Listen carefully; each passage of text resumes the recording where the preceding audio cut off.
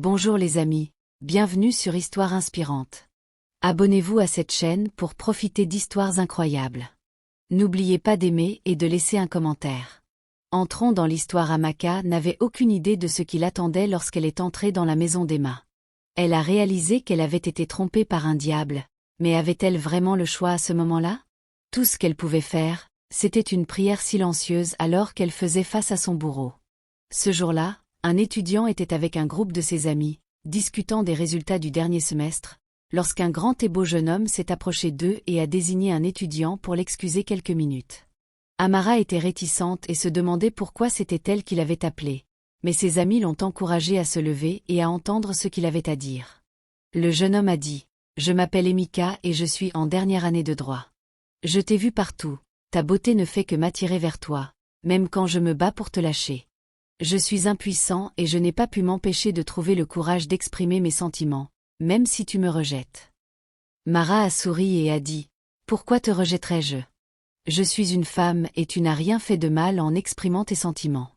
D'ailleurs, je suis en deuxième année dans le département de sciences des données. » Elle a tendu la main pour une poignée de main. « Tu vois, c'est un match fait au paradis. Tu es un marqueur et moi je suis Emika. Cela semble parfait, nous sommes faits l'un pour l'autre. » Alors que Mara souriait, Emika savait déjà qu'il avait gagné. Alors qu'elle se tournait pour partir, il a dit « Désolé madame, puis-je avoir votre numéro de téléphone pour vous appeler plus tard ?»« Bien sûr, pourquoi pas ?» a répondu Amaka en lui donnant son numéro. Lorsqu'elle est rentrée pour retrouver ses amis, ils lui ont tous dit de ne pas s'inquiéter, car il était beau et riche, conduisant une voiture Toyota neuve. Plus tard dans la soirée, alors qu'Amara était assise sur son lit à l'auberge, son téléphone a sonné et c'était Emma qui appelait pour discuter de ce qu'ils avaient commencé le matin. Emika était clair, il n'avait pas le temps de jouer au jeu du romantisme, ce qu'il voulait, c'était le mariage et il espérait présenter Amara à son père, un milliardaire et consultant influent, comme sa future épouse. Amaka a été stupéfaite d'apprendre l'existence de la famille d'Emma et n'a pas perdu de temps à accepter ses avances. Chaque jour, Emma était la première personne avec qui Amara parlait et la dernière avant d'aller se coucher. Leur amour se renforçait et elle ne pouvait pas en avoir assez de lui. Mais Amara ignorait les signaux d'alarme, car Emma a souvent mis fin à leurs appels en prétextant des appels professionnels. 2 semaines après le début de leur relation, Amara a accepté de rendre visite à Emma et de voir où il vivait. Quand Amaka est entrée dans la maison, elle a réalisé qu'elle avait été trompée depuis le début, en voyant plusieurs paires de sous-vêtements féminins dans la chambre d'Emma. Il lui était clair qu'elle était tombée amoureuse d'un démon. Malgré la connaissance de la vérité, Amara ne pouvait pas s'échapper, car elle se souvenait que chaque porte qu'ils avaient empruntée jusqu'à la chambre était verrouillée par Emma. À ce moment-là, ce qui comptait pour elle, ce étaient ses pauvres parents du village qui finançaient son éducation sans même lui dire un mot. Amara s'est agenouillée et a commencé à supplier. « Pitié pour moi, s'il te plaît, je suis le seul enfant de mes pauvres parents du village. Je suis leur seul espoir, je suis la raison pour laquelle ils sont encore en vie. S'il te plaît, ne me fais pas de mal, je t'aimais vraiment quand nous nous sommes rencontrés, mais ce que je vois ici est effrayant. Aie pitié de moi, » dit Amaka en pleurant. Emika s'est assis sur le lit, la regardant avec indifférence. « Quand tu auras fini ton drame, viens me rejoindre au lit. Un adulte sait à quoi s'attendre quand tu as accepté de me rendre visite. Je ne suis pas un ritualiste.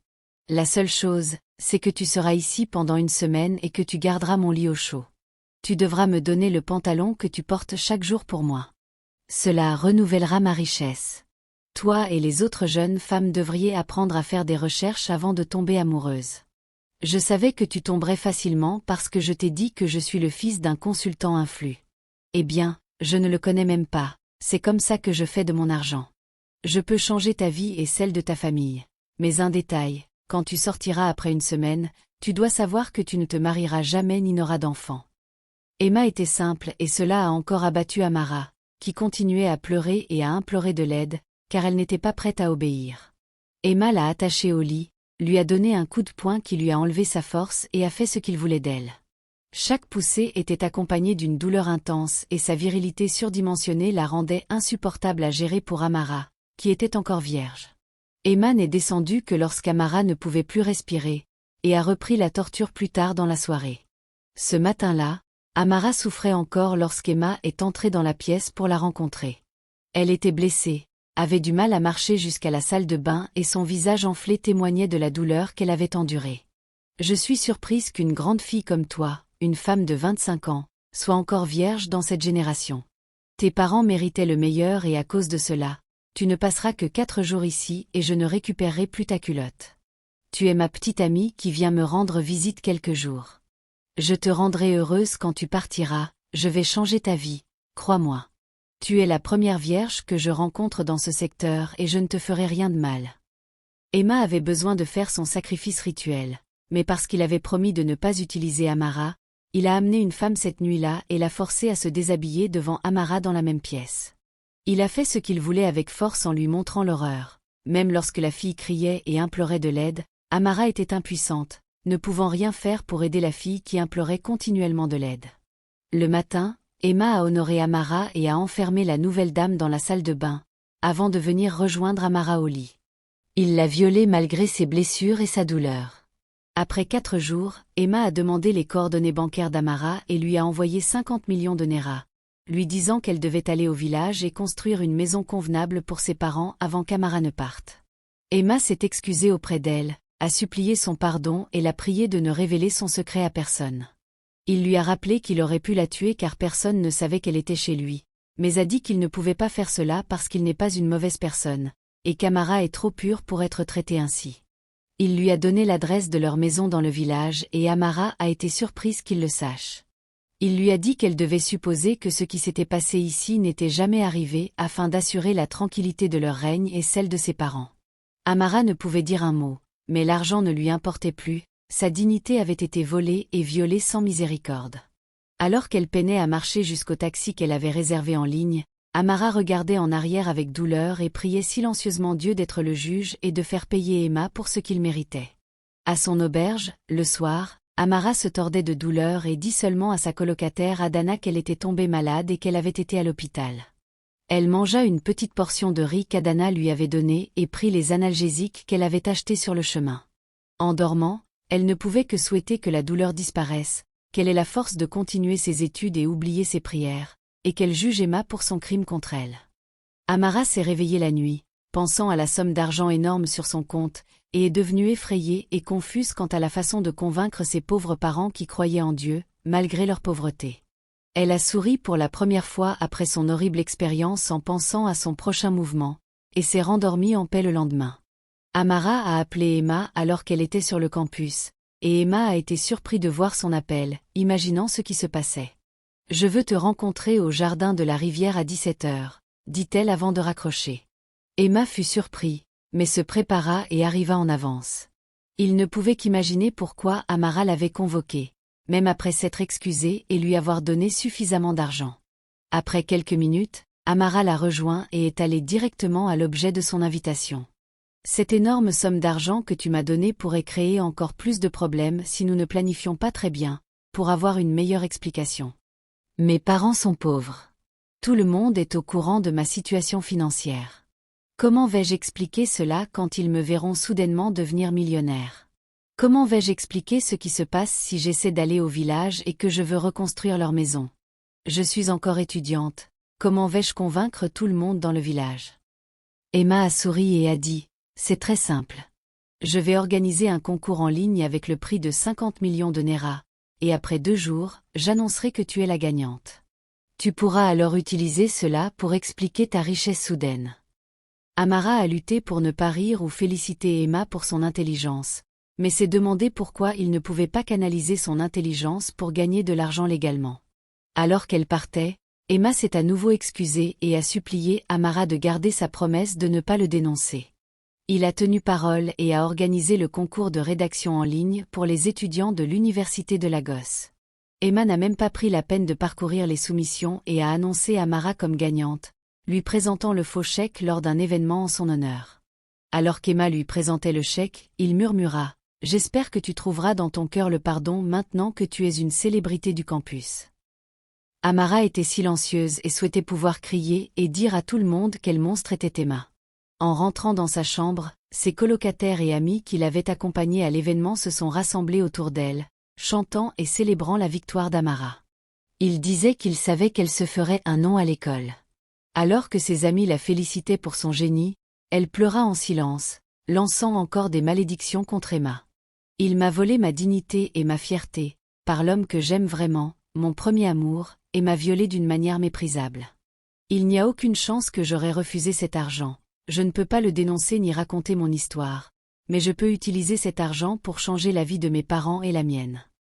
Pensant à cela dans son lit après le départ de ses amis, le lendemain matin, Amara a décidé de retourner dans son village. Elle a négocié avec le chauffeur pour qu'il lui serve de chauffeur personnel pendant son séjour de 3 jours au village, et lui a payé la totalité avant de quitter la porte de l'école. Sur le chemin, elle a acheté des produits d'épicerie et beaucoup de spécialités locales, ainsi que du poisson séché que ses parents aimaient pour cuisiner la soupe locale. Avant qu'Amara n'atteigne son village, la nouvelle de son retour était partout. Les villageois et sa famille célébraient leurs parents dans la maison familiale. Ils l'ont accueillie avec un tambour, son père ayant déjà abattu une chèvre pour la célébrer. Un festin a été organisé dans la soirée pour célébrer sa victoire, comme le veut la tradition. Les anciens du village ont appelé Amara pour prier. Elle s'est agenouillée devant eux et l'homme le plus âgé du village a placé ses mains sur sa tête pour prier. Ce n'est que le début de ton succès, tu continueras à gagner chaque compétition et à nous apporter plus de gloire. Ce village et cette maison seront connus grâce à ton nom. Nos ancêtres ne permettront jamais qu'aucun mal ne s'approche de toi. Amara a donné aux anciens 300 000 néras pour la noix de cola et le vin de palme. Le lendemain matin, un ingénieur en bâtiment a parlé avec Amara dans la propriété de son père. Ils ont inspecté la maison en terre et lui ont expliqué que la meilleure chose à faire était de démolir le bâtiment et d'en construire un nouveau. Après avoir présenté le projet d'un bungalow de 3 chambres, ils ont convenu d'un coût de 20 millions de néras pour la construction de la maison. Un ingénieur a promis une livraison dans 1 mois, car son équipe travaillerait jour et nuit. Le père d'Amara a déménagé dans une propriété avec son jeune frère vivant à proximité, où la famille restera jusqu'à ce que leur nouvelle maison soit prête. 1 mois plus tard, Amara est retournée au village pour la pendaison de crémaillère. Les amis et membres de la famille étaient présents pour célébrer avec eux. À la surprise d'Amara, elle s'est retournée et a vu Emma s'approcher dans sa chère Toyota Highlander. Alors qu'il sortait de la voiture avec son costume cher et son parfum puissant, toute l'attention du public s'est tournée vers lui. Il a volé la vedette un moment, et Amara a traversé la foule vers lui sans hésitation. « Qu'est-ce que tu fais ici? Que veux-tu de moi encore aujourd'hui? » « C'est pour célébrer, ne crée pas de drame inutile ici, » dit Emma en continuant à marcher vers l'endroit où les anciens et les parents d'Amara étaient assis. Avec son costume coûteux, Emma s'est agenouillée et a salué les anciens, cherchant un public pour parler quelques minutes. Alors qu'Emma parlait, Amara bouillonnait intérieurement et avait du mal à se contrôler. « Merci, grands anciens du village du Dôme, je m'appelle Emma Apuna. Celui qui a organisé le concours où Amara a remporté la première place et que je lui ai personnellement remis l'argent. Vous avez une fille formidable, elle est bien élevée et respectueuse. Nous devons tous apprécier ses parents pour avoir élevé une si belle jeune femme brillante et respectueuse, et pour soutenir cette occasion spéciale, je ferai un don de 10 millions de néras à la famille pour acheter tous les articles ménagers dont elle pourrait avoir besoin. Je fais également un don de 5 millions de néras aux aînés pour la noix de cola et le vin de palme. Je suis toujours célibataire et à la recherche d'une épouse. Je serai reconnaissant si la famille d'Amara me considère comme l'un des leurs. » Au moment où il a fini, tout le monde était à genoux pour l'applaudir et le féliciter, sauf Amara qui était plus en colère. Les villageois étaient tous surpris qu'un jeune homme aussi généreux et bien élevé existe encore. Une fois la célébration terminée et que tout le monde soit parti, les parents d'Amara l'ont appelé pour lui demander plus d'informations sur Emma et sa réponse à la demande en mariage qu'il avait faite publiquement. Sans perdre de temps, Amara leur a répondu qu'il n'y avait rien à faire.